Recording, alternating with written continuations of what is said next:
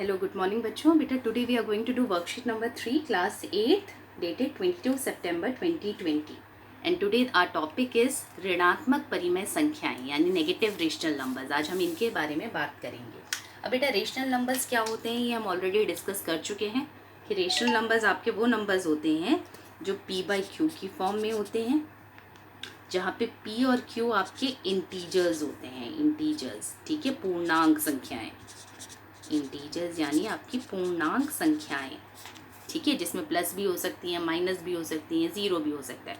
बस ध्यान क्या रखना है कि q जो है यानी जो नीचे वाला नंबर है बस वो ज़ीरो ना हो। अब इसमें ऋणात्मक यानी नेगेटिव रेशनल नंबर्स का क्या मतलब है?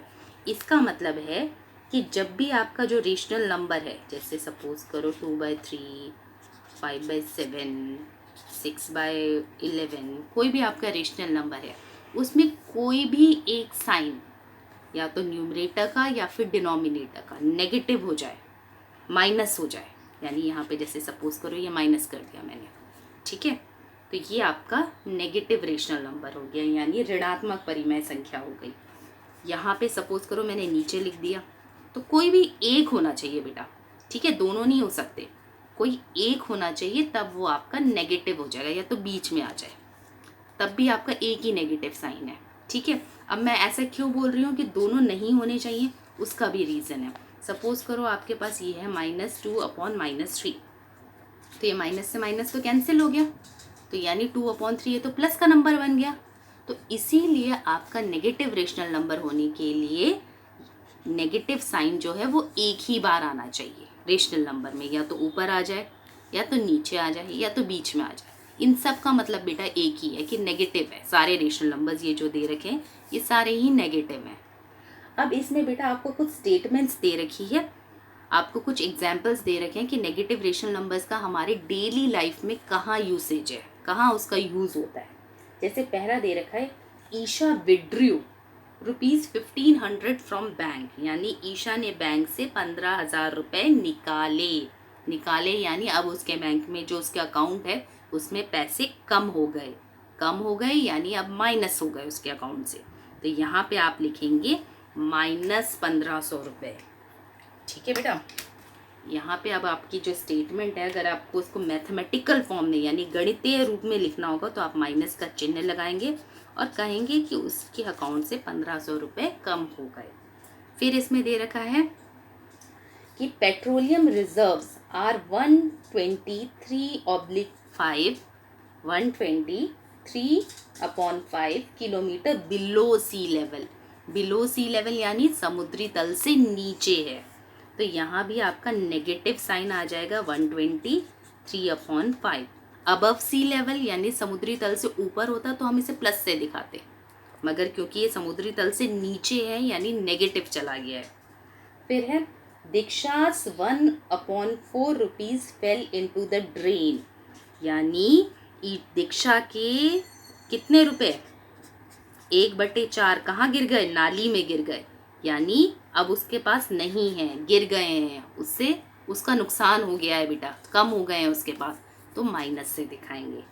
फिर है my motor bike is parked 2 floors below the shopping mall, तो शॉपिंग मॉल में क्या है, मैंने अपनी मोटरसाइकिल को 2 मंजिल नीचे, तो जब भी नीचे दिखाएंगे 2 मंजिल नीचे पार्क किया है। उसके बाद है temperature of Ladakh is 16 degrees less than 0, अब लद्दाख का जो टेम्परेचर है वो कितना कम है, -16 डिग्री कम है। तो ये सारे जो एग्जाम्पल्स हैं आपने देखा बेटा, जब भी हमने कम की बात करी, हमने नुकसान की बात करी, कुछ चीज़ घटाने की बात करी, तो हमारे ये जो नेगेटिव रेशनल नंबर्स आ जाते हैं फॉर्म में, ठीक है। फिर हम इनका यूज़ करना स्टार्ट कर देते हैं। अब इसी पे बेस्ड बेटा कुछ क्वेश्चन भी हैं, वो भी एक एक करके डिस्कस कर लेते हैं। जैसे इसमें पहला क्वेश्चन दे रखा है कि ये जो दो रेशनल, ये आपको एक ऐसा रेशनल नंबर, कोई एक ऐसी परिमेय संख्या बतानी है जो ना तो नेगेटिव है ना तो पॉजिटिव है, यानी ऐसी रेशनल नंबर जो ऐसी परिमेय संख्या है वो है 0। अब आप सोच रहे होंगे मैम ये p/q फॉर्म में तो है नहीं, बेटा किसी भी नंबर को हम p/q की फॉर्म में लिख सकते हैं अगर हम उसके नीचे 1 लगा दें, तो अब ये हो गई ना p/q की फॉर्म में। तो ऐसा रेशनल नंबर जो ना तो पॉजिटिव है ना तो नेगेटिव है वो है 0। ठीक है। अब जैसे अगर आपको बोला जाए कि क्या 5 रेशनल नंबर है, तो आप कहोगे हाँ, आपने इसके नीचे 1 लगा दिया, ये p/q फॉर्म में आ गया। आपसे पूछा जाए -10 जो है वो रेशनल नंबर है, आप बोलोगे येस, उसके नीचे आपने 1 लगा दिया, p/q फॉर्म आ गई। ठीक है। तो कोई भी रेशनल नंबर है उसे, कोई भी आपका नॉर्मल आपका कोई इंटीजर है, आप उसे रेशनल नंबर में कन्वर्ट कर सकते हैं by putting 1 in the denominator. तो इसलिए आपको ऐसी रेशनल नंबर निकालना था जो ना तो पॉजिटिव है ना तो नेगेटिव है, तो दैट इज 0। फिर आपसे पूछा जा रहा है कि -26 और -7 में से कौन सा जो संख्या है विच इज ग्रेटर, बड़ी कौन सी है। तो बेटा माइनस में ना हमेशा उल्टा काम होता है। अगर आपको सिर्फ 26 और 7 दिया होता, 26 और 7 दिया होता, तो आप बोल देते भाई 26 बड़ा है। बट यहाँ पर ऐसा नहीं है। माइनस के केस में जो छोटा है एक्चुअल में वो बड़ा है, तो दिस इज ग्रेटर। और वैसे समझने के लिए आप ये भी समझ सकते हैं कि किसी को -26 रुपये का नुकसान हुआ है, किसी को सिर्फ -7 रुपये का नुकसान हुआ है। तो भाई इसे कम नुकसान हुआ है, तो यानी ये थोड़ा बेटर पोजीशन में है, इसकी स्थिति थोड़ी ठीक है, क्योंकि इसका नुकसान भी तो कम हुआ है, तो इसलिए ये बड़ा है। अब बात आती है ये थर्ड क्वेश्चन की, -5/7 और 5/-7। अब यहाँ पे कौन सा चिन्ह आएगा। तो ये है -5/7 और यहाँ पर है 5/-7। देखो बेटा नंबर्स तो दोनों सेम है, 5/7 5/7। और मैंने बताया ना माइनस साइन चाहे आप ऊपर लगाओ चाहे नीचे लगाओ, दोनों का ही मतलब है कि माइनस है भाई, तो यानी ये दोनों ही नंबर्स बराबर हैं। ठीक है। अब इसी पे बेस्ड बेटा कुछ क्वेश्चंस दे रखे हैं आपको, वो भी जल्दी से डिस्कस कर लेते हैं। फर्स्ट क्वेश्चन इज -2/3 और 2/3 माइनस। ठीक है बेटा।